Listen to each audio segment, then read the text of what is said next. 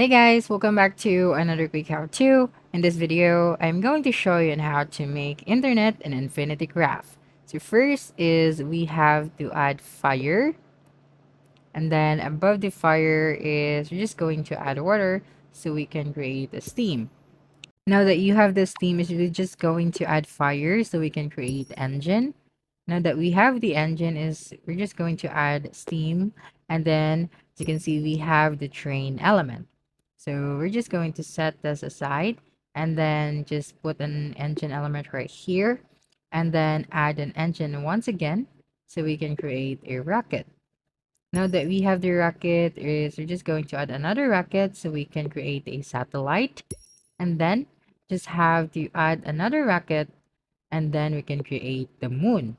And then we're just going to add a rocket above the train so we can create a bullet train. Then right here, now that we already have the moon, is just going to add a satellite above the bullet train.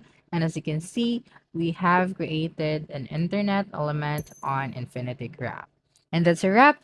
Don't forget to like, subscribe, and hit the notification bell for more quick how-to videos next time. Adios.